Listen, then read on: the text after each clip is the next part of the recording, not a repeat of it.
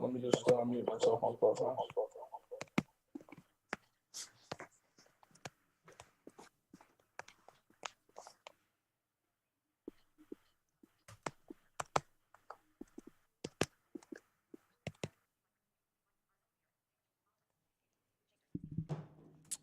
And here we go, my friends. Yo. Yo, yicka yicka yo. Yippee yo yay. What's going on, my people? Not shit. Not shit. Okay, listen. I'm a fan of, first off, I don't know if anybody watched the Grammys. I didn't. I don't care about award shows anymore. But No, I didn't either. But the awards people are actually putting on people that I know piss white liberal women off, and it's actually making me very happy. They brought Bill Burr back even Billy after... Boy! Yeah, they brought Billy Burr back even after he pissed off... Didn't he piss off women at Saturday Night Live, right? Saturday Night Live, yeah. And I love that, of course. I love a little controversy, but I love Bill Burr. I've been following Bill since mid 2000s, so around 2006 is when I was put on Bill Burr, and I've been following him since. I'm also a big fan of his podcast. I wasn't a big fan before because I don't like podcasts where people are kind of just talking to themselves. But I don't know. He does it great though. He found a great. He does it right. Yeah, he does. He found a great way to do it, where it actually just like feels engaging and it feels like it's not boring. You know why I like it? And then I'll let you get into your thing. Yeah. You know why I like Bill Burr's podcast is one, he does what we try to do, but he just does it. He says everything that's inside his fucking head. Yes. If he sees if a headline comes across his computer, he's gonna talk shit on it, or he's gonna just give you his thoughts on it. But then too, if he makes a stupid comment, he like talks shit on himself too. Be like, fucking Bill, that was stupid. Yeah. He is one of the most like self-deprecating people out there, and he fucking loves it. He knows if he says some stupid shit, he'll roast himself for it. Absolutely, and that's the beautiful part about comedy. So he's just the most honest comedian. He's one of the most honest comedians. And that's the kind of What's comics. the name of the podcast? Monday Morning Podcast. Thank you. But he does like listener mail, where he'll read, stories or whatever advice that's being sent into him. So today I was listening to one of the clips, and it was a listener who wrote in and said him and his girl were together for a while. They ended up breaking up. And in a drunken night, her younger sister came on to him and they fucked. Then they got back together, and he felt so much guilt. He felt like he had to tell her. And I was thinking, like, why would you tell her? Why would you say anything? Why wouldn't you just let it be what it is? Like, he was like, "Oh, is my relationship in shambles? Like, is it over because I had to admit it to her?" Depends on the girl, but to me, it's like, man, guilt is a motherfucker. Like, if you did this, would you tell your girl if you got back with her? I'm not. Right. Why would you? Why put that in the family? Like, they have to deal with each other for the rest of their lives. Even if I'm gone, that's something that's going to be on, like, their mind. The both of them. Yeah. I don't know. Why ruffle feathers to get your back together? Why ruffle the feathers and start Rocky? Doesn't make sense. He was being honest by doing it, though. I wouldn't necessarily. You don't always need to be honest. Yeah, there's some things you need to shut the fuck up about. Seriously, there's some things if you do it. I'm 100% on board with the honesty thing, but I love honesty, and I think honesty has a time and a place. But if you truly do something that you know can be messy It could be a messy situation. And again, they're family forever. I could be broken up with tomorrow. I think it could also depend on the relationship between the sisters. What if this other sister that fucked him in the drunken stupor got pissed at her one sister one day and threw it at her? And that's what Bill was saying. He's like, well, you don't have to worry about the grand piano falling on you later down the road, you know, where she reveals it in anger or in a fight or something like that. He's like, so you, like, relieved yourself of that shit. But I don't know, man. Like, sometimes guilt, and this is what his wife was saying, like, guilt is, sometimes you pretty much admit your guilt to relieve yourself from what you did. Mm-hmm. You're not really thinking about the person. Guilt will fuck you up. But you're not really thinking about the person. Like, it's a selfish thing in a way to do that, to relieve the pressure off of yourself.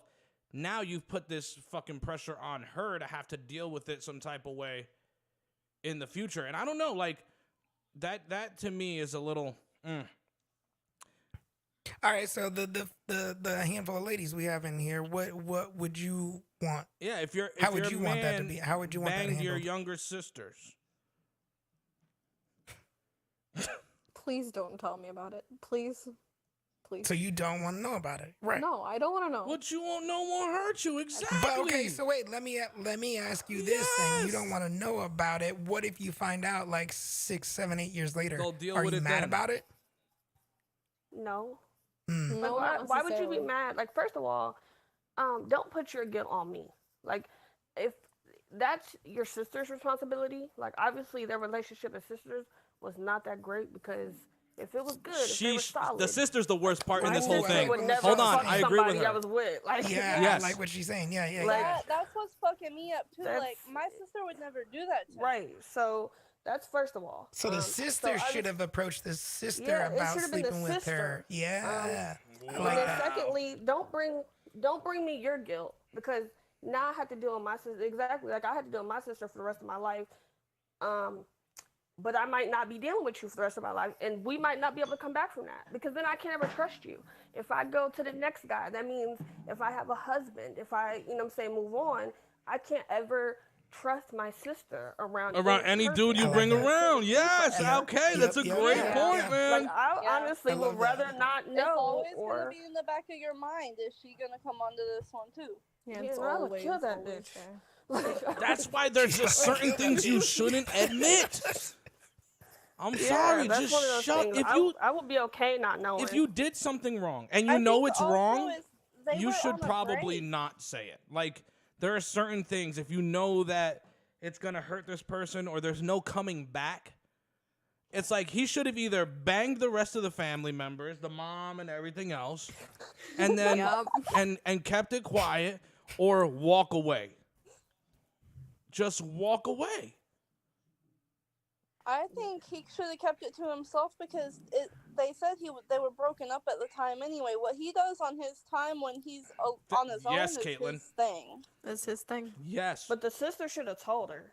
Like, you're the my sister should have never done it to begin with. No. Why are you showing up to my dude's house drunk? Like, that's the real question. Yeah, why that are you drunk calling him?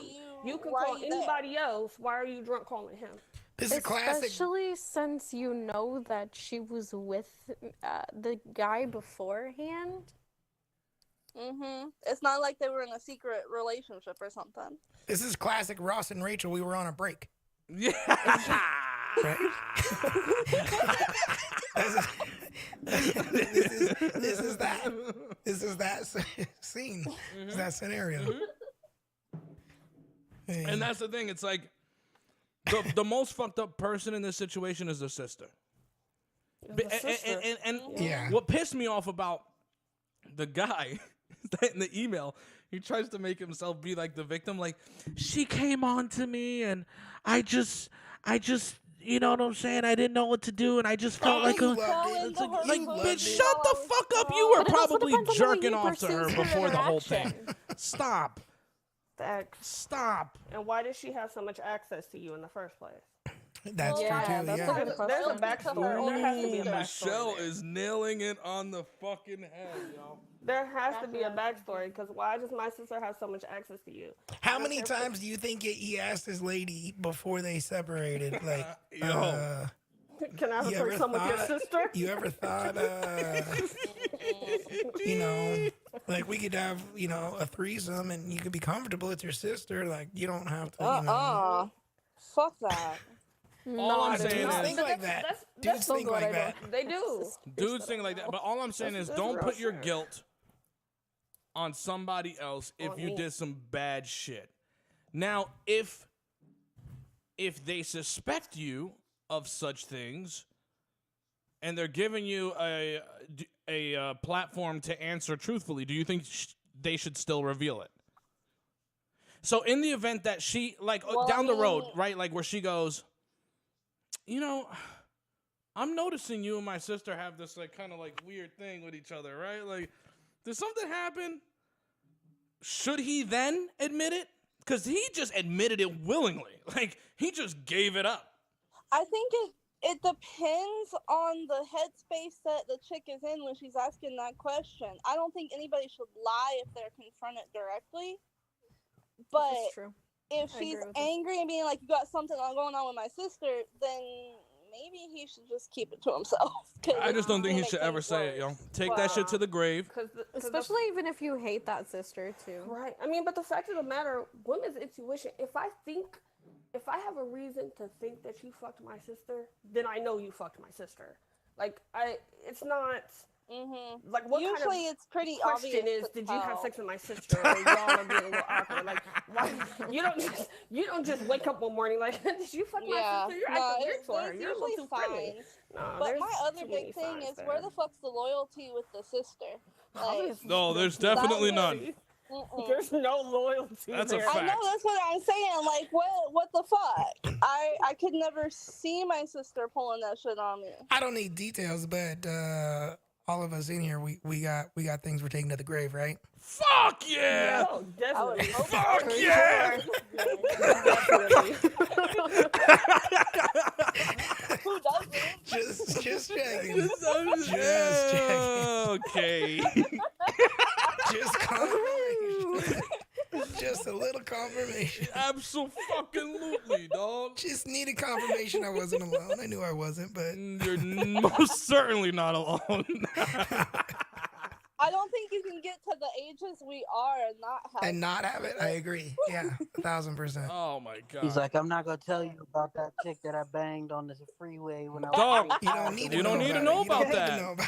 You don't need to know about that. It looked like a man, but it smelled like a woman on the inside. I was with 4 girls and I still went on a vacation? Supposedly a work trip? Okay. It was a lot of work. That's a lot. Yeah, I was just floated that car. Let's just call it that. Yeah, I was floated that car. Floated that car. Auditioning to be a trampoline. The car she was given to me. Don't worry about how I got it. Bro, what you won't know won't hurt you. At the end of the day, that's what it comes down to. And what I don't know won't hurt me. So it is what it is, baby. Yeah. Unless the tests come back positive, though. Nigga. Nigga, I'm changing my identity at that point. I'm changing my motherfucking identity. I'm off to Fiji. Yeah. They don't test in Fiji. I want to get that magic money. Nigga. I'm changing my identity at that point. Y'all heard the joke about what magic stood for? No. Fiji. They don't test in Fiji. My ass got infected, coach. That magic. Oh. That's fucked up. That's like 94 old. Yeah. That's fucked up. I love that. We're a little bit of a fan of this. We forgot to approach Brando about this, but I'm gonna play it here. I don't know how we came across Kevin Samuels. Bro, I love this guy. I don't know where but yeah, I've done some deep dives on this guy. This guy's my He's one of my spirit animals, dog. I think he's your spirit animal. Yeah. Like, I wish I could talk to bitches many like this. Spirit animals. I have like 3. I really think you're closest. He makes some points here, though. So let's run this, and we'll talk about it. Okay, so I met a guy on Tinder in January, and every week we would meet once a week, and we would just go out to a park. So let's stop there for just one. What kind of nigga you taking to a park? She met a guy on Tinder. Isn't me and my lady were just talking about this? Isn't Tinder just for fucking anyways? It is. Like, what are you doing trying to date a dude on Tinder? It is. Like, it's rare if there's a relationship out of it. I mean, let's be truthful though. Hold on a minute. It's mostly this isn't eHarmony or Match. Hold on, because whatever. My girl Tanisha hit me a couple of weeks ago, and she hits me and she goes, I'm having a tough time coming to terms with wanting to put that I'm looking for something more in my Tinder profile. And I'm like, yeah, because Tinder's not for that. You know why? Every social fucking media has its own goddamn thing. If you went on fucking Facebook and started tweeting statuses, like if you actually started treating statuses like tweets, people would unfriend your ass fast as fuck. So go on an app. That's how when you used to be able to link Twitter to your Facebook, and it would every time you I hated something, it, and I would delete those Facebook. people. Yeah, I would delete those people. Yeah, it pissed me off every time. Well, especially if they're the people that are doing like the 8 to 10 tweet threads. If that transmitted straight to Facebook, I'd be like, "Yo, I gotta go. You're taking up 90% of my I gotta go." newsfeed. So it's the same thing with Tinder. Treat it the same. Tinder is a let me get some cheeks app. If you want a relationship, it'd just be called Cheeks. Yeah, I'm making an app called Cheeks. Shit, that'd be a great. Cheeks. Yo, wait. There's your $1 million idea. If you download it, you know what you're getting. You know what you're getting. Well, Yep. no gay guy. Picture, all your profile where's my gay friends? Some booty Angelito, shorts. Where are you? You gotta have Grinder. Booty shorts. Grinder for the gays. Oh yeah, Grinder. They knew what that was. They knew that if they were hopping on Grinder, they were getting their ass blown out. Okay. So here's the deal. You're not kidding anybody. Okay, Cupid, Plenty of Fish, even Bumble, right? Isn't that what the name of it? The other one? Yeah, that was the reverse one, right? The ladies that's when the got ladies to basically decide, right? Which is some sexist ass shit. Platform. It's got options for friendship and business and all that. That shit's sexist, bro. Oh, go ahead. Stop it. All right, let's run this. Stop it. I can't hear those words coming out of your mouth. That doesn't sound right. Yeah, no. I agree. You don't believe that, Adam. You don't believe that. You don't believe that, Adam. Then, you don't know what sexist is. Around a bit, but there was no sex. We didn't. No sex. Well, I'm a very conservative person. Okay. So I was just being clear. So why was she on Tinder? Yeah. So I told him that I want to take it slow. I want to build a good emotional connection with you first. Before I go there, and he's not used to that. Oh, he's boy. used to, Okay, so you met him in January? Yes, correct. Okay, so what's the issue? He told me that he would wait for me because he really liked me and all that. And then our last date was on Valentine's, and we did the same kind of date we did in January. I mean, that's what we all say, right? I really like you. You dope. You're beautiful. You're pretty. Really dope. I'll wait for you. Your panties will look better on the floor next to my bed. Like that's a line. Which is going. And you haven't heard from him since? No, he's just been very distant because. How old is he? Are you sure? How old are you? I'm 27. How old do you anticipate having him wait? Sorry? How long do you anticipate having him wait? Well, actually, he broke up with me via text message on Friday. Okay, so when I reached out to him. Right, but so the situation is what? You want him back? I want to maintain a good friendship with him. You weren't friends. Oh my god. We weren't friends. You known this guy for a month. You're putting all kind of importance on somebody that you met in January. But I just feel like we have a good connection. Well, that's what you feel. You don't feel that. Okay, if you feel like you have a good connection, He wants then in why your don't you want to take it pants, to the physical sweetheart. level? He makes a good point here, though. Why I didn't? Why didn't you? Yes. Because I want to take things slow. Well, see, that's the thing. It's all about what you want. See how selfish this is? I want to take it slow. I want you to be on my terms according to my thing. God damn it, ladies. Quit being so selfish. It's not This always is a about fact, what though. you This is a want. fact. Please keep playing the God. And then when he breaks it off, you still want something that's not there. It's very selfish. But how about if he leaves me after Well, then buy a cat, buy a dog, and die alone. Relationships are risks. I don't know what you ladies expect. You want guarantees. What if you don't like him and you break his heart? You expect him to just be all right with that, right? I wouldn't. Doesn't matter. No, of course, because women are always the innocent ones. But at a 52% divorce rate, 70 to 80% of breakups are initiated by women, baby. Yes. Oh Man. my God, By yes. women, yeah, I can believe that. The man said he liked you. Yes. And he dated you for a month. Yes. How long before you were intending to have sex with him? He's 30 years old. He's not a virgin. Ballpark it for me. Maybe 2 months in. 2 months. Did you tell him that? 2 months is too long. 2 months. That's How too long long. did you guys ever wait Yeah, out? Did a far girl too ever long. have you guys have you wait out? Adam, Donnie, if you're still in here, have you ever dated a girl where they had you wait out? So with my ex-wife, it was the third date. Third date, that was it. And third date was literally like 4 days after we met. So 4 days. Yeah, but did she Third date. specifically ask you? Like, did she say, No, "Yo, can we no, wait it till just- our third date?" Or No, it just kind of happened. It just, over those first like 3 or 4 days, we just were feeling each other out. We were pretty much, it was just, yeah, like we just were around each other. We were linked up through a mutual friend.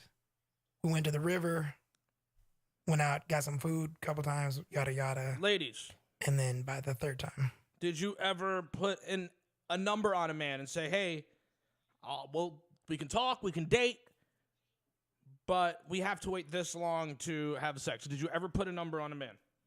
Absolutely not.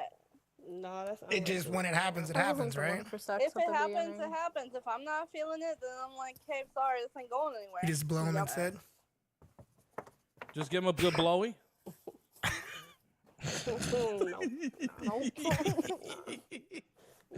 We didn't. We were talking about penetration. Like, sex should be natural. Like, why should we put a time frame on it?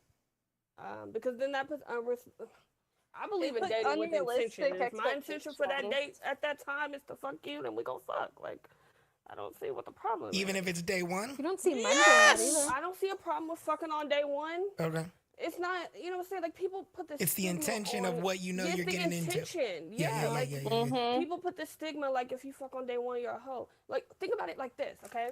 If you're in It's a so long-distance true. relationship with someone, and y'all have been talking, really getting to know each other for months, and the first day that you see each other, after y'all finally have an opportunity to get together in the same city, and y'all don't smash, Something's wrong there's with a y'all. problem. Well, by that point, y'all- you've been talking Look, for something months. is Right, because y'all definitely been talking forever. So why should we say, why not put the same You should principle know on everything it? there is You that you should need to know about each other. Yeah. Yep. 100%. 100% with that. What up, What's y'all? up, Slim? What you got? Yo. All right, shit. Hey, man, I just came in on it, but yeah, I feel you. That sound about right. You know, because everybody know if you gonna get down, you gonna get down. That's just how it is. Like, ain't no playing around. We're adults, ain't guys. nobody- This is not like fucking. Right, We're 18 right.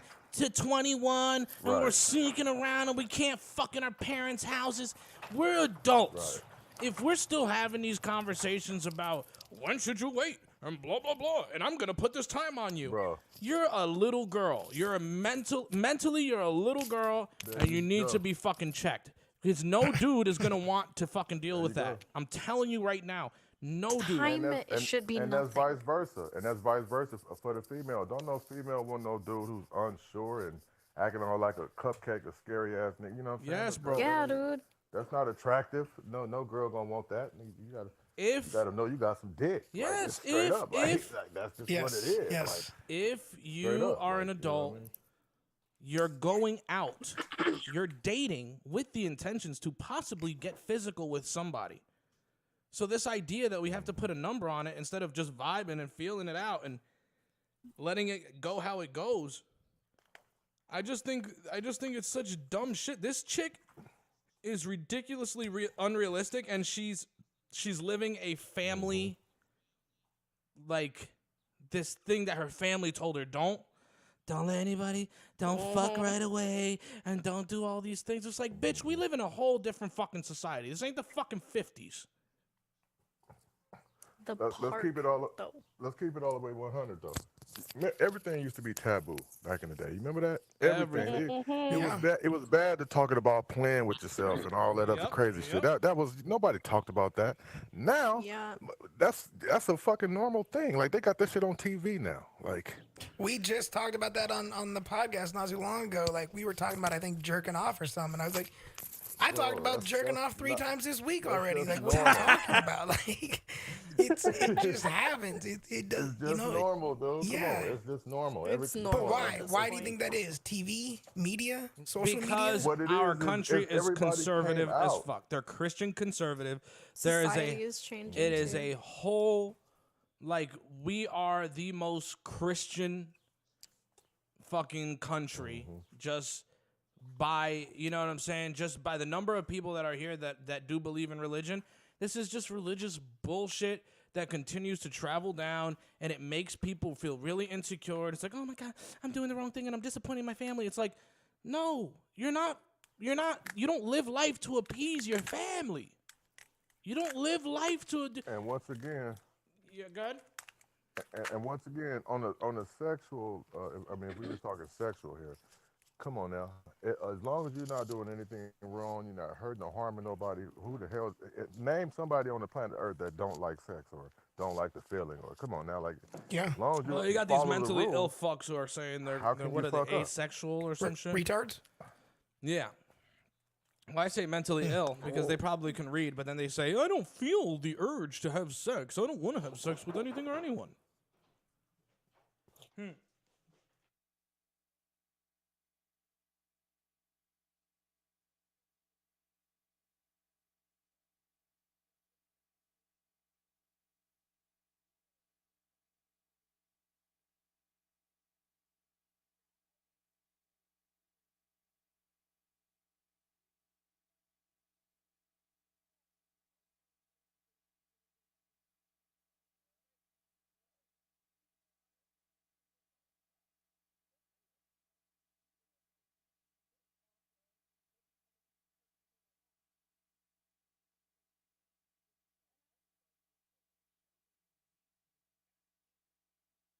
That's why I love going deep. You know? Oh, this fucking guy. He has to ruin everything. Jesus Christ. I thought we had something good going here. I think things are more progressive now because we're at a place and time with technology that everybody is 20 times more connected than we were 20 years ago. It's true. Come on, how can you not know about everything? Things are far more available now. Exactly. You know about everything before it even come out. You know when the new shoe come out 2 weeks before. Do you think that that's a reason why there's more chances of cheating now and infidelity because of the temptation, right? The constant temptation, the constant shit on your phone you can reach. You ain't got to go nowhere. Yeah. You don't got to go nowhere. You just pull up your phone and go to town. And bitches are right there. Different apps. Different apps. It's so true. Just grab it and go. Now with the advent of smartphones and you carrying around a miniature computer, you got all these different apps you can password protect and hide that shit away if you feel like you need to. And then on top of that, imagine all the dirty motherfuckers doing that right next to their people. Mm-hmm. So there was a guy. There was a guy in Portland that was like, he was like what habitual offender. He got arrested like 17 times for doing shit like that. but like on public transit. Yeah, and people in Portland were starting to get mad about it because it was like, why is he only being locked up for a day or two and then getting out? Like, why after so many times of doing this repeatedly, like, why isn't there a longer sentence being handed down? But he would get on like the bus or our light rail system and literally take his dick out, start watching porn and like jerking his dick on the side of like women's faces. That's and disgusting. like, that's crazy. Yeah. And he even attacked some lady with a cup full of his of piss and cum. He like poured it all over her. And they still let him out like 2 days later. But he was every time he was stopped, his phone was on porn. His phone was like on Pornhub and shit. Like he'd be watching it. And this happened in Portland, right? Shit. Yeah. Isn't Portland? I just fucking remember this as you said that. Isn't Portland where that crazy ass fucking dude who was yelling like Allah Akbar started stabbing chicks? Do you remember that story? On the train. On the Max. Yeah. Yes. So it wasn't so much that. No, it wasn't like an Allah thing. It was just like it was a white dude that was like, he was a racist. He was attacking the two women because they were wearing hijabs. And That's it. He stabbed the dudes that stepped in to protect them and ended up killing like two chicks. That's or two dudes crazy. on the train. I'll never. Yeah. I remember that story. What the fuck? Yeah, I remember that story. Yeah. That story was bananas. Hey, but you know what though, Kane? Kane, that's crazy. Is that one of the reasons why? I mean, I'm just asking that you got up out of there. Like, you know what I'm saying? It got to getting too heavy, right? It definitely factored in. Portland You know what I'm saying? With all that changed. shit. When I left in basically 2014 to go to Arkansas, it was different. Like I missed leaving Oregon, but I knew that what I had going on in Arkansas was better for me career-wise and things like that. So I was like, all right, I'm gonna miss Oregon, but it's still a home, whatever. In a span of literally like 4 years, so I moved back in 2017. 2018, shit started changing. It was like super noticeable. And in those like 3 years that I was gone, like 100,000 people moved into Portland. It grew so massively. What do you think brought people there? It's just the city. It's the nightlife, the food, the culture. It's super like hoity-toity hippie. Like it's vegan. It's vegetarian. It's all Rivers and shit. It's the hiking, the nature. It's a beautiful city. Don't get me wrong, but it just got overcrowded, and then shit just started hitting the fan in 2018. Isn't it the place where you got to be 2019, careful and I was because like, you could possibly step on a needle?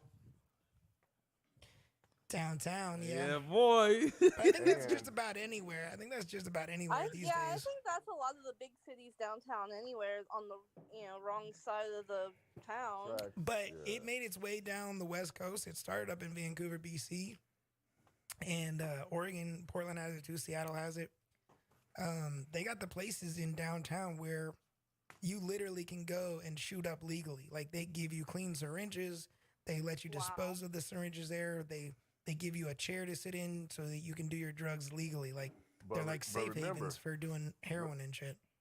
Drugs is legal now. You can't go to jail for no cocaine or no heroin. Or Certain, like Sign me up. It's up to a gram. Right. Up to a gram. I'm going over there.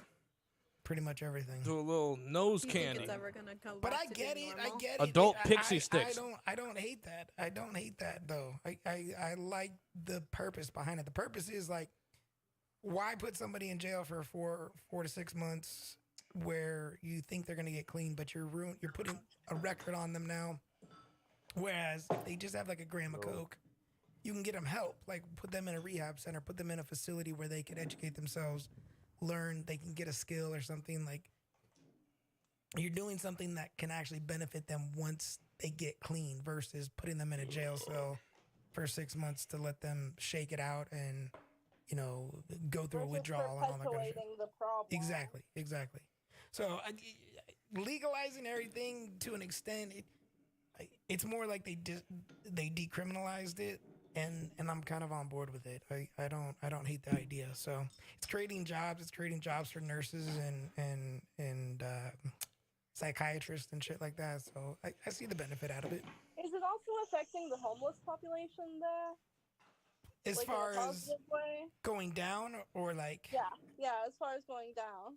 I mean, I didn't see that much when I was there, and granted, it literally just happened at the beginning of this year. So I've been here since October. I've been in California since October. So I don't know now. I'm just wondering if it's gonna have a better effect on like the homeless populace from where they are decriminalizing and getting these people the assistance they legitimately need and helping them get in a different direction. Like Portland was so crazy too. On the homeless topic, so we had this jail built, and for some reason they never utilized it. It was a brand new 500 cells. It was a big ass jail, and it never got used. So the county was like, "Well, what are we gonna do with it? What are we gonna do with it?" And they wanted to just sell it, and it was about to be destroyed or whatever. It was gonna be demolished. And the people were like, why don't we turn this into a homeless shelter? Like, we have such a homeless population. Like, there's got to be somebody out there that wants to buy this building. Fuck you the can homeless. convert these into things. That's what Portland was like. They were like, no, we're not going to literally, sell it. We're dude. not going to sell it. We're Fuck not going to sell it. Fuck that, yeah. What are you talking about? You can make some money back off this project. Plus, you can do some good for the city. And they eventually came through, and some big real estate mogul did buy it, and that's exactly what they're doing. They're turning it into a homeless shelter. But there was such a battle with the county and the city of Portland to convert it. It was like, what are you talking about? This is the best thing for this building, and you're like, no, we don't want to do that. We don't want to do that. Can I ask you? Zero sense. Go ahead, Slim. Oh, go ahead. Now, I was just going to add, because I do remember when I went there to get my dog, guard dog, Oregon was crazy. They had signs on Chipotle and Taco Bell, do not feed the kids. The homeless population of kids was crazy, astronomical. Oh, yeah. They That's got depressing. gangs of kids that will rob you. We do, street kids. 7 and 8 year olds. They call them street kids. I literally had to keep my hand. Yeah, they get robbed all the time. The store owners, they won't let them in. They won't let them in. Bro, they got signs that say, "Do not feed the children." What? Because they'll rob your ass. Yeah, real talk. Well, and that's why I wanted to ask. It's like the signs you see at the zoo. Don't feed the animals. Right. Good evening, everyone. That's crazy. Yo, but that's why I wanted to ask. Two-legged animals. How do we find the line between feeling bad for these fuckers, and realizing that they put themselves in a position. You put a lot of emphasis on fuckers. I'm gonna say. Yeah, because I hate homeless people. That's the truth. I really fucking do. And most of the time, if you're homeless, it's because you continued to put yourself there. Label. Now, with adults, time out. But that's not always the case with kids. Label. Yeah, go ahead, bro. Time out, bro. Hey, you talking to I used to be homeless for 2 years, bro. I was 14 years old, out there on the streets looking for my mom. My mom was a crackhead. You understand? So, I went from homeless to homeowner. But that's my point. It can happen. Hold on, but that's my point. What I'm saying is the lack of people that have the type of drive that you have to turn your life around is slim. Let me finish though. Does that mean we dehumanize them? Right. Does that mean we dehumanize them? Right. It's still a person, bro. It's still a person out there doing bad with their dick in the dirt, man. I was a young kid out there. It wasn't my fault. My mom was a crackhead, bro. I'm 14. I'm out there. But what I did was, I grew up in the 80s. I grew up when crack was out there. It was the big thing. World up. That's where I'm from. Crack I'm from destroyed a lot of cities and communities. So what I'm saying is to that say, was man, by design. Agreed, Brandon. All people ain't bad just because they can't afford. You know what I'm saying? Just because you can't afford the Nikes don't mean that you're a bad person. That's all I'm saying. Yeah, man. but it has nothing to do about owning. It has to do about self-control and management, right? Right. From like and your situation. Exactly. So how did you get on the street? Not you specifically, but that's the question, right? How did these people get on the street? How do you look to fix the situation, right? Well, every situation's not always fixable. Right. You have to want to, and you wanted to, right, Slim? You wanted to. That's why you own a house. That's why you have a beautiful family. Only because, man, I done seen. Look, I'm gonna be honest with you. I call those people smokers. They're like zombies. I grew up around that. I can't walk around and be like that. No, and it would hurt your soul if you saw your kids that way too. Yeah. Come on. Yeah. So that's what I'm trying to say. It's Everybody like want to grow up and do better. You know what I'm saying? I don't know. Everybody wants to do I better, think bro. there's some homeless people that I don't think there's some. I think there's some homeless people that maybe eventually find comfort in it, and that's why they continue to put their money into booze and into self-medicating in the moment. There was a story. Surely you jest. There is nothing comfortable about sleeping under a bridge, right? And waking up. Yes, maybe there's a certain amount of despair that creeps into a homeless person's heart, where they feel like they done fucked up so many times that they don't deserve better, or they have a sense of self-loathing, or a sense of like I done got so far to rock bottom. Who would ever give me a chance? Right. But I don't think that there isn't the place in most. And is there individuals who represent what you're talking about? Sure, but a great majority of individuals in any given situation would like to have the sense that they have a purpose in life, and that they could be something in life. Yeah. There was a story ran on the news here in California last night about this lady, and to what we're talking about here. One of the things too that I think happens to a lot of these people is a mental breakdown.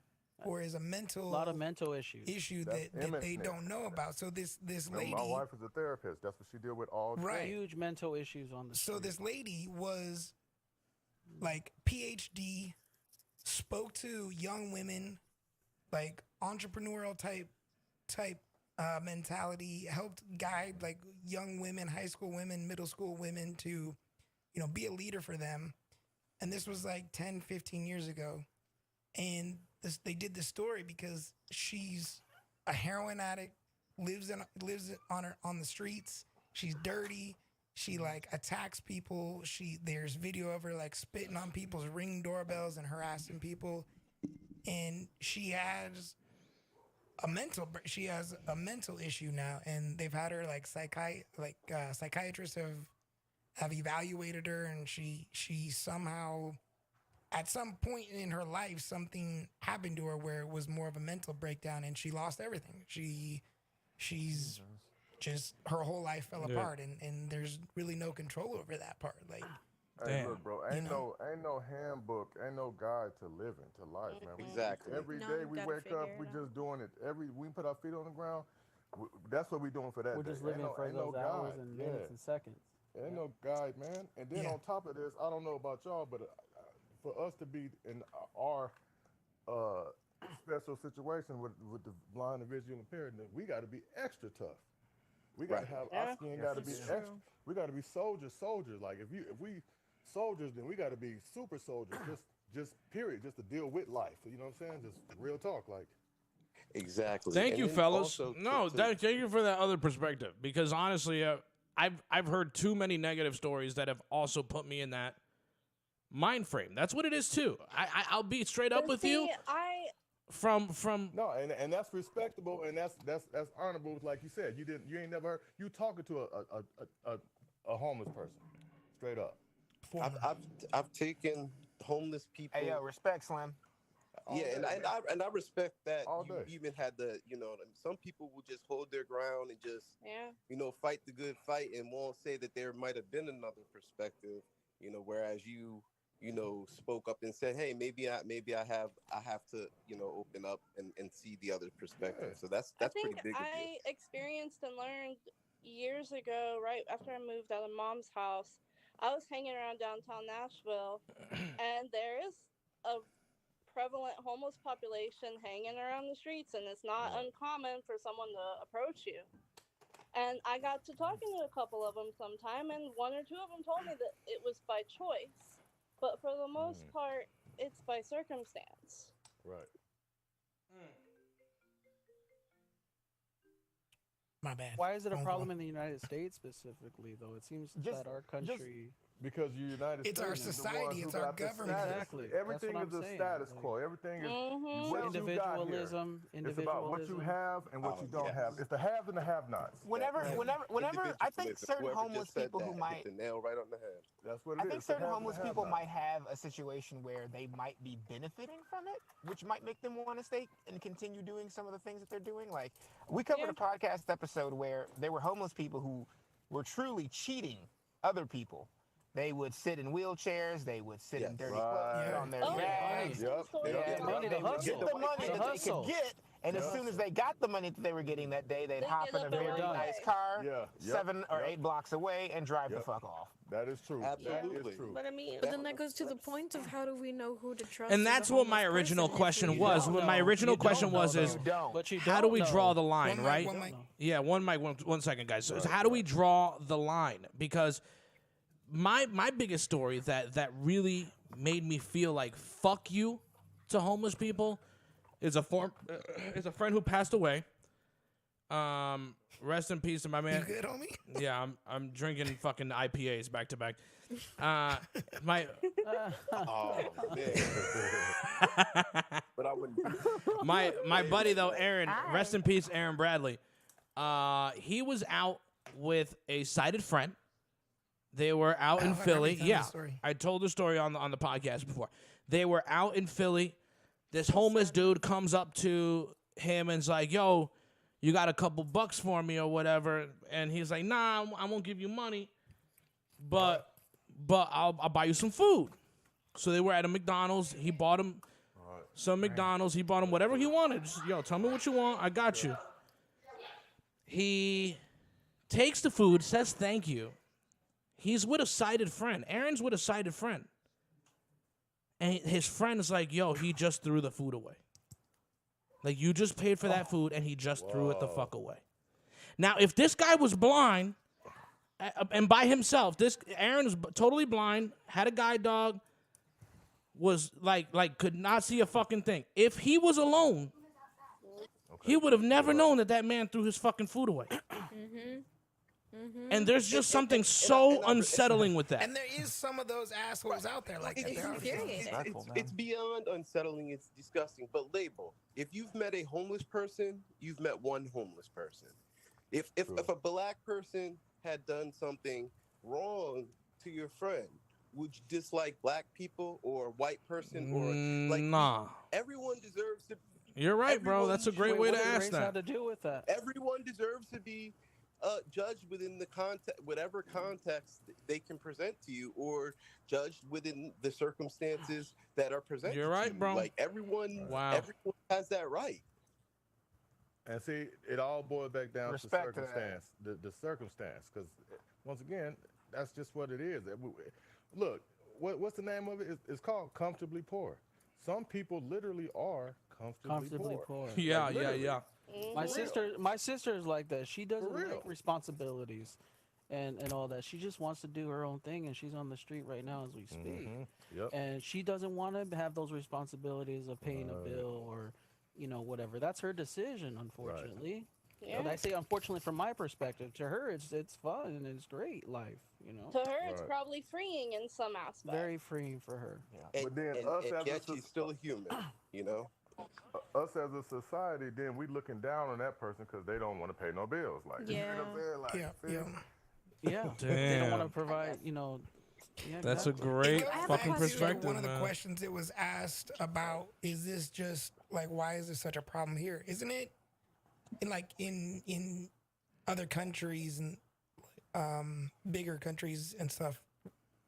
Don't their government take care of the homeless people and stuff? Like I thought. Like if you go to Japan, for example, or just any other country that's a modern-based country, third world, you're not going to see as many homeless people. But I think that's a cultural thing because a lot of Asian cultures, let's say for example, they take care of their elderly and disabled. Well, it's more of a collectivistic society there. You have a lot of multi-generational families inside a home. Living together. Yeah. together. Everybody work together. You brought up like that to work together. Being in the Samoan culture, being Samoan, that's exactly what it is. It's a collective. We're all one family unit. everybody provides their necessary things. Everyone contributes. Correct. But it's the false narrative of the bootstrap. And the moment that you say that this is individualism in the United States. Exactly. You should be able to lift yourself up.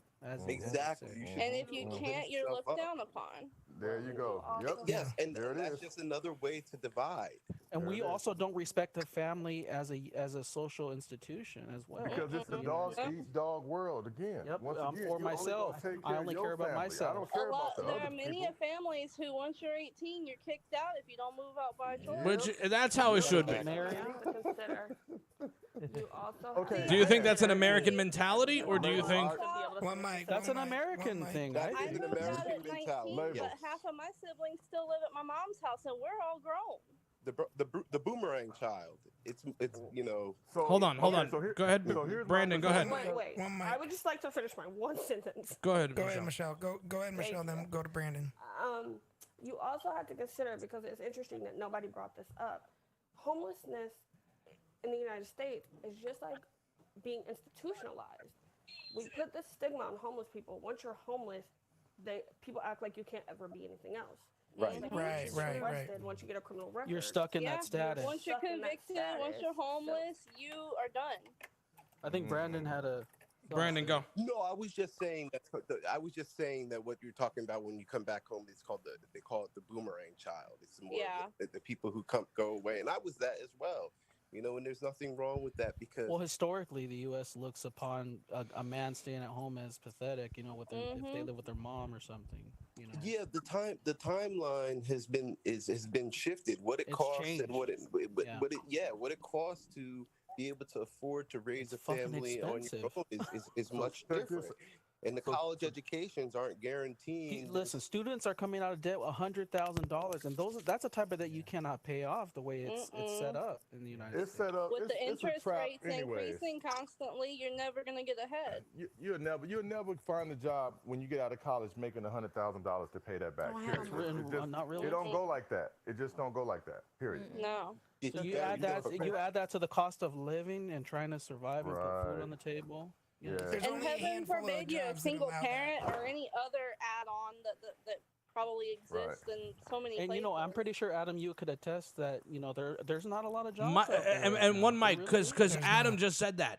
Adam literally just said that sentence just a second ago. He goes, "There's only a handful of jobs that pay that much." Well, there you go. And those jobs are only obtainable if you pay a lot to go to college. My brother is thinking about going back to school right now. My brother's going back to school right now, and he wants to study pre-med, and just alone with all 4 years, if he goes to the best school for veterinary, it's about $200,000 after it's all said and done. That's not counting books. And that's just pre-vet. That's just room and board and fucking classes. Pure tuition. Right. Yeah. So, no materials, no nothing. Man, look, they've been getting us like this for a while with this college thing. It's the Democrats, man. It's billionaires. But the billionaires. 70s and shit. Numbers are enrollment's decreasing in a lot of big universities as tuition keeps increasing and people can't afford it, so their enrollment numbers keep decreasing. No, I know it's State those University loans that are killing is low, students. I think almost 50% reduced recruitment. Man, ain't nobody got no $1,200 a month to pay back no damn school loan, bro. No. That's what I'm saying. No. You're lucky if you get an apartment for $1,200. Right. Yeah. Right. In New Jersey, that's and you have to be someone like, let's just say, most of us in this room who are visually impaired or blind, to be able to show a piece of paper that says, yeah, I'm disabled, and then you could go through some process to potentially get some of your loans dismissed. Like, but then you have and to then you live gotta pay a certain little bit of money. Years while they monitor and make sure you don't make 10 cents over their limit. I'm going through it right now. Trust me, I already know. Yeah, but I don't have to pay that 50 grand back. They're watching me like a hawk, but I got that You're shit. doing the whole penny. Every year they check up on you, so you still disabled, you still unemployed. I got 18 more months to go. Yeah. And ain't that crazy? You still disabled. No, we just decided. That's a stupid question. So did you gain your sight back? Right. You still disabled? No, motherfucker. I'll be off on a Wednesday. Or what about the people that can't walk? They're paralyzed for life. It says right there. I'm planning on taking a look Wednesday. On Wednesday, I'm gonna look, motherfucker. I'm gonna shut off my vision on Thursday. Hold on, real quick. I want to welcome to the stage Geneva, Saturday, I'm off. who's a new name to these rooms. Oh, Thank you so Geneva. much for stopping through. It's wonderful to meet you. So thank you for coming up on stage. I like that name. We've met before. I've actually wanted to, I've seen your Facebook post, and we're friends on Facebook, actually. And I wanted to join your podcast, call in, but I never seem to get it at the right time. But I wanted to say that, my friend, he penny pinched so much so that he could go to college without debt, and now I'm trying to do the same thing, and I'm gonna have to take out 2 student loans, and I'm starting college in August, and it's scary because I'm like, I don't want to have to pay off. What are you studying, Geneva? It's true though, yeah. I'm not going to be some doctor or something because I'm not going to have a guarantee. Sure. What are you studying? I'm a singer, and I'm studying. I'm doing a double major as a singer and in French. So what do you? 2 things you probably won't get anything with. What are you trying to do with it? I'm just honest because Jesus. No, I understand. Listen, music is Stop. difficult. Hold on, Chris. Stop. To a degree. What? Go ahead, Geneva. Like I agree. Like music is difficult. I totally know that. But I'm passionate about music. I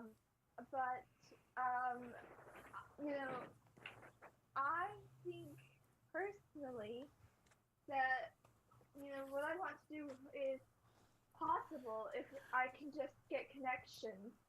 What I want to do is at the Conservatoire de Paris and eventually be able to graduate and become part of the faculty and teach, because if you can teach, you can perform as well, have recitals and stuff, and I would love to teach at the Conservatoire de Paris. That's awesome. Okay. No, I respect that. I respect that. Yeah, as long as you have, and I say that to anybody going to school, as long as you have a plan. Like, if you're studying something just because it's an interest, we have to be realistic based on how, how much college costs. And so I'm not trying to be a dick and ruin dreams. I just want to know, do you know what you're going to do with it? Because if you're going to put all that money into these 2 things that, let's be honest, music is luck, right place, right time. And I know a lot of people who take French and they constantly regret it. In high school, right?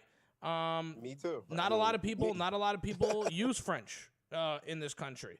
So I mean, as long as you have a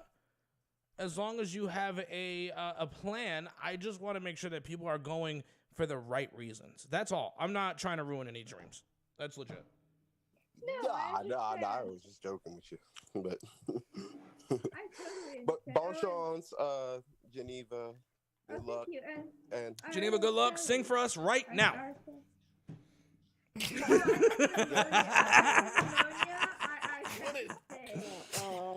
Immediately. Man. I have pneumonia. I have septicemia and pneumonia and a 6-inch blood clot. I can't sing right now. Who's got the phone? Oh, man, But I like that realness, though, Dan. That is the best advice I think that a lot of young people need to hear. I agree. Going to school. Need to hear it. So. And they don't hear it often. They think they are told, follow your dreams. Who's got the fucking phone? Is that you, Geneva? That ain't me. Nah, that's me. My bad. Hold on. Oh, okay. I just couldn't hear what she was saying, bro. I couldn't hear what she was saying. I mean, people are told to follow your dreams. Counselors tell the students in high school follow your dreams, but they should be telling them, okay, what are you good at? What do you like to do? What can you do as a job? And some people aren't made for college. We keep encouraging in college, but some people just aren't made for college. My sister, she went to college one semester and said, no, I don't like this, and said, I want to go to technical school. And so she's working to save up to go to technical college. Sure. And there's a lot of money to be made in some of the trade. You know, my brother's making very good money in HVAC. You know what I mean? People are always going to need heat in the winter and air conditioning in the summer. That's not going to change. Yeah. Part of the country, and so like, you know, I mean, I do believe that some people use the college isn't for everyone as a bit of a crutch. It's a little bit of an overuse, but it is truly not for everyone. But you do have to have a plan, and I would suggest you, Geneva, you know, to have a plan B, because even if you have a plan, like my mother always says, it's just the best laid plans of mice and men. Anything can go awry. Sometimes that luck doesn't happen. And if I had known that I needed plan B, I needed plan D. I'm about to be working on plan E. So, you know, I've had to get plan B a couple times. So here's the thing. Oh, sorry. Wrong plan B. Sorry. Sorry. But it's also okay to be able to drop off and go to a different thing, because you might indeed decide that, you know, you don't want to pursue this, and your plans might change. So you might want to do music and then change your mind and go into like veterinary. Well, my brother went to school for 2 years to be a funeral director, and certain states require you to have to take a test to grab a license for that state specifically. States like Colorado, you don't need a license, right? But he had to also pay for his license out of school. The thing with he was making great money as a funeral director, but he was working under somebody. That is a business that you have to start your own business in order for you to be successful. Right. And so that's the problem with a lot of trades. Trades, you're either working under some bullshit conditions because it's a privately owned company or whatever the case may be, or you go and you start your own thing. And today, based on how much things cost, that's a little unrealistic. It is. It's so true, Label, and it's so much why like that helping hand is often needed, because a lot of the people I went to school, a lot of my inner circle, they graduated college and daddy had a business because of the part of the New Jersey I live in. My brother was on that kitchen grind, and if you know about the culinary, that kitchen drive. That's another monster, bro. That's 80 hours a week plus. My brother was on that kitchen grind, and he had just got married, and my cousin, who happened to be born into a family where he learned a trade, had just started his own business and was expanding, and asked my brother, you just got married, let me give you a hand. I know you went to culinary school. I know you're doing your kitchen grind, but come here. I'm making a lot of money. I want to expand, and I want that person to have my last name so we have something to give our kids. So it's connections. Once again, it's that luck. So much of making it is the luck, but the want to exploit that luck when you get the opportunity. But the luck is there too. Well, it's like too, like it's kind of like there's certain degrees when you're doing the college thing too, that if you kind of plan it right, like you can go get your 2 years. So like I got my associates in communications, and communication is such a broad topic. Like there's so many different routes you can go with that. So once I got it and got my feet in an area that I knew I wanted to go in, then I focused my bachelor's on that. Like, so I ended up getting my bachelor's in human services. And so it kind of went hand in hand with the communication. Right. So it's like, you can get a broad associates like business, but there's so many branches under business, so many branches under communication, so many branches under marketing. Like, I think that's designed. That's by design to fuck you too, so that you have a tougher time to decide what the fuck you want to do, right? $50,000 worth of student loans. And I think the process of schooling should be different. I think the process of what we're told. It's like I was just talking about this with my brother, and like, how do you push 4 more years of fucking school? Isn't that why I'm here in high school? Isn't that why I'm fucking here? So this idea... Well, that's the part that I hated about college. Yes. Could it also be... Go ahead. Could it also be the fact that we don't learn what we used to learn? You know, or what was, you know, used to in the early 20th century, you were taught Latin and Greek. And I realized that, you know... I took Latin in high school. Yeah. If you took Latin in high school, now it's if you have to take 4 different types of mathematics, you know, you pitch a hissy fit. Or actually, if you go back to that, if you take Latin, some people where I grew up pitch an ever living fit about taking Spanish. Yeah. And it's like, it was regional, definitely. Yeah. Well, it's regional. But the fact that we don't have the general education in topics that give us a foundation for so many other things, I feel like it's a loss in liberal arts education. Well, I think that this is the process. I think the process should be high school, 4 years of in and out of different trades, figuring out a system where we put people through different trades all over the spectrum, from communications to construction to automotive. Find out what you really, really fucking like. Yeah, I like that idea. But isn't it? And then go to or school. What you're good at, even. And then 21 through 25, you go to school because you've had 4 years to be like, damn, I keep seeming to go back to that. I keep seeming to really like that.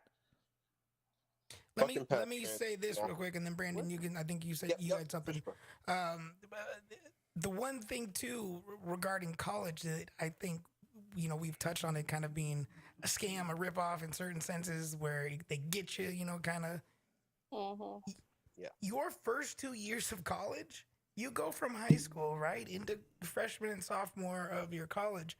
Your first 2 years, you're doing English, math, and science. Dude, it's bullshit. I don't need more English, math, and science. That's what I was gonna say. You just made me do this shit for 4 years in high school. Like, why are you making me do more? That's how they get more money.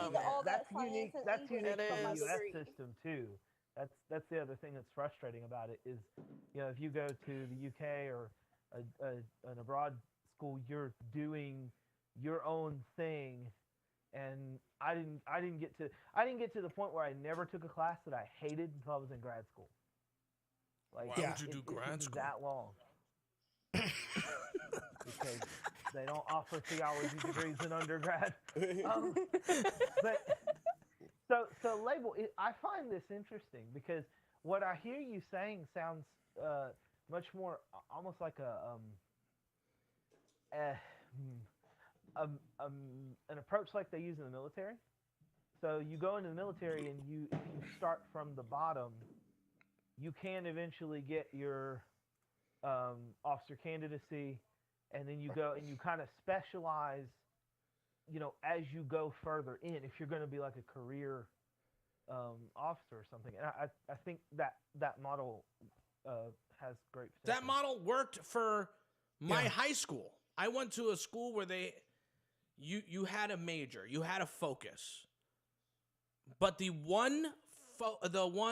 construction school that was part of my high school, they had you go through welding, automotive, electric, and something else your first year, your freshman year. And then for sophomore, junior, senior, if construction was your main focus, your major, you chose out of one of those to study for the next several years, whether it was welding, whether it was electric, automotive, and whatever the other one was. And that's effective.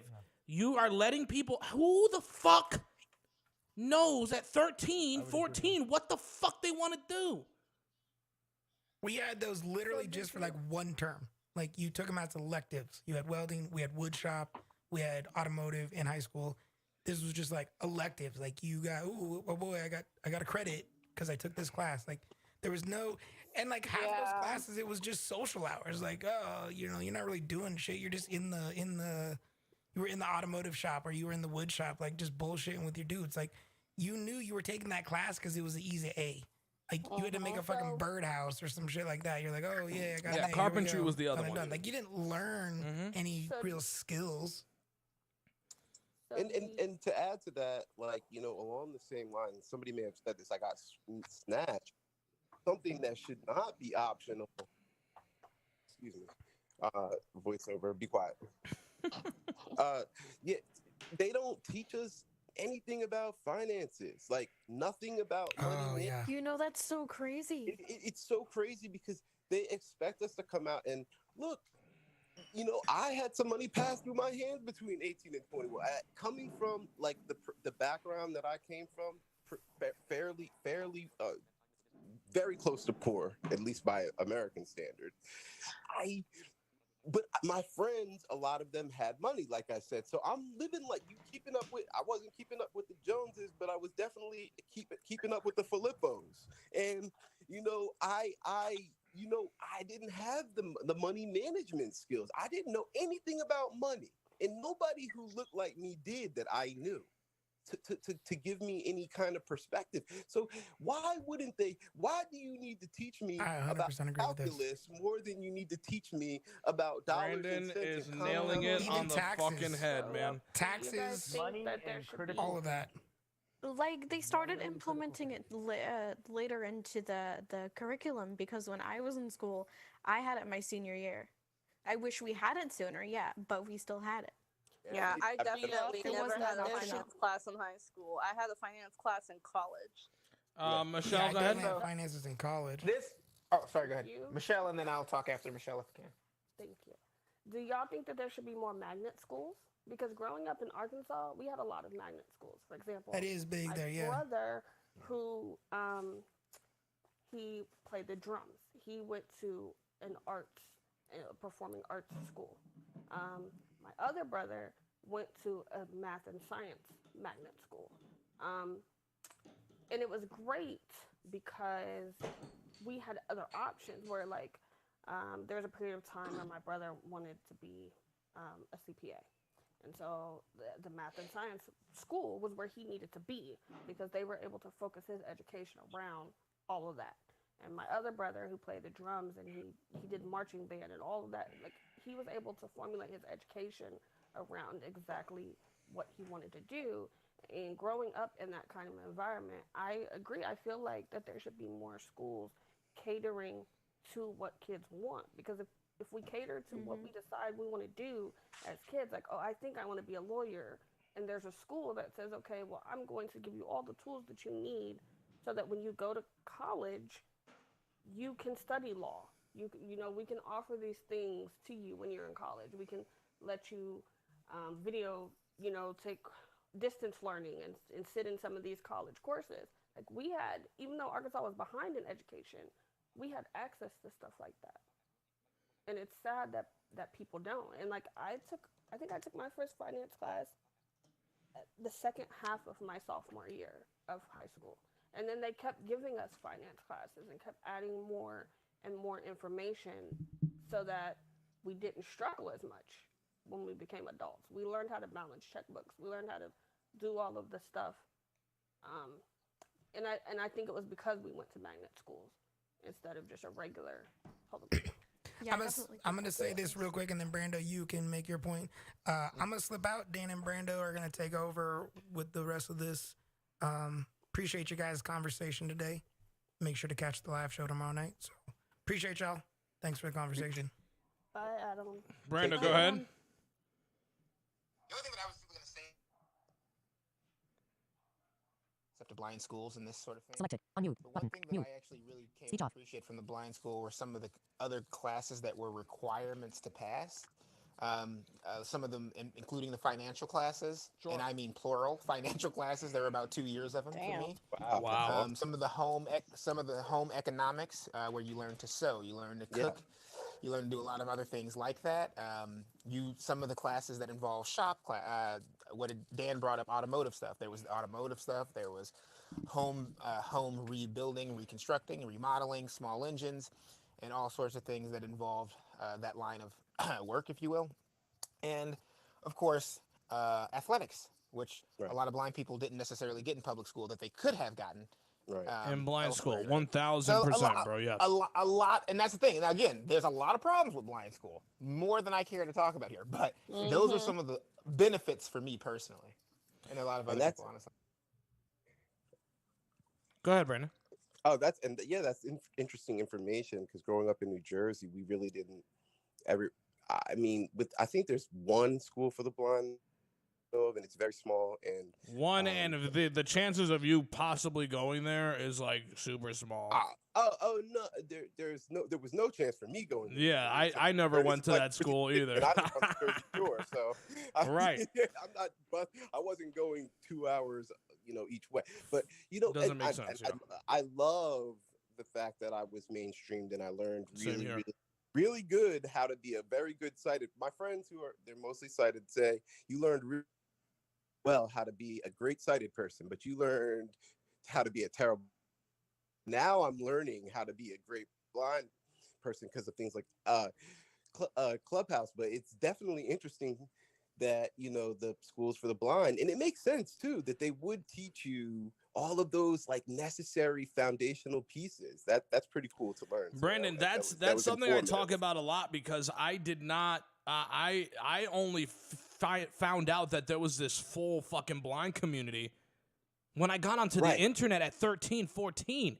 And I'm seeing all these fucking people from around the country, like, holy shit, I never had this type of fucking exposure. I went to public school. It was what it was. I never, like, the only exposure I had to blind people was the same blind people that I went to camp with during the summer. And that was only 2 weeks out of the summer. That was the only exposure, bro. Yep. That was it. Yup, that's the same here. And I didn't even learn about that at 13, 14. After we had like a program in New Jersey called LEAD, and we did during the month throughout high school. After 18, I didn't see another or talk to another blind person until I think 2011. And for however old, I'm not going to do quick math, but I was probably like 26, 25. And those were on the 712 chat lines. And then I met people there who introduced me. I didn't even catch I never had heard of Varel. Right. But when those people transitioned to WhatsApp and everything, I started, meeting more blind. And then I got involved with an organization catering to blind and vision impaired people in New Jersey. So I've just been rebuilding a blindness network since 2010.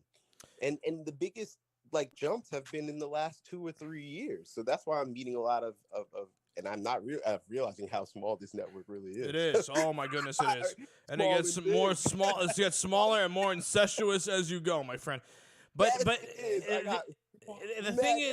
thing is too, and I wanted to Brando's point is genuinely that exposure to sports. They fought me in public high school about wrestling. Mm-hmm. They literally argued with me about needing to have an aid and everything. And I wasn't, I mean, I was resilient to a point, but when it came to defending myself for wrestling, I didn't know how to argue against that. I could argue against everything else. I could argue when they tried to kick me out of school because my aide didn't come in one day and it was a snowy, slippery day.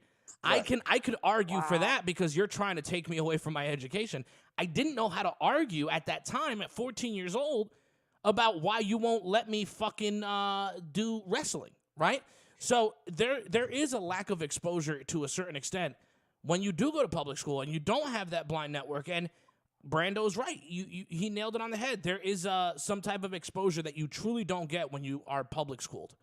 That's definite. And so much. Once again, because I had to fight at 8 years old to be able to ride the regular school bus. They wouldn't let me ride the regular school bus, and my mom said, you know, you're a young black man and you're totally blind. You're gonna have to fight. So what you're gonna do is call the Board of Education and tell them you want to ride the regular school bus, and that you will learn with your cane, which I hated to use at that age, but you will learn with your cane to navigate from the school bus. Brandon is nailing it on the head, though. If you didn't have that Mm-hmm. mom, I didn't have that mom. if you didn't have that mom, dude, I'm telling you right, because I lived that life. At 13 years old, I told my mom, you're going to die one day, and I'm not going to know how to do my laundry, and I'm not going to know how to cook. And I traveled on my first flight at 14 years old because of that chat. But she instilled that confidence in me to be able to have that conversation with her. If I didn't have that type of upbringing, I would have been just every sheltered blind person that we find today, guys. Legit. You just have to remember that that's grace. Whatever you believe in or don't believe in, whatever you that you didn't do anything to deserve that, and neither did I. And we have to just remember when we're looking at others, they didn't do anything to not deserve that either. And it really makes all the difference. So we just it makes all of the difference. I'm going to continue this conversation on Clubhouse. For those who are watching us on YouTube, Twitch, Facebook, everywhere else, thank you guys so much for joining us today. We truly do appreciate you. This is something we want to do when we going forward. We want to hop on to the live stream on Fridays. We're thinking about doing happy hour and broadcasting it to see how it works out. If you are watching us here, thank you so much. If you want to continue this conversation, you want to come and chat with us, we are in Clubhouse right now under the Comfortably Poor Club. We love you guys. Thank you so much. Make sure you check us out tomorrow night at 9:00 p.m. Eastern, 6 Pacific for Comfortably Poor Live. We do it every Saturday nights, just shooting the shit about some of the latest shit happening in the news. To all of you here in Clubhouse, we love you. Thank you so much for joining us. Brandon, Michelle, Shay, Brando, Araceli, I know said some words. Chris.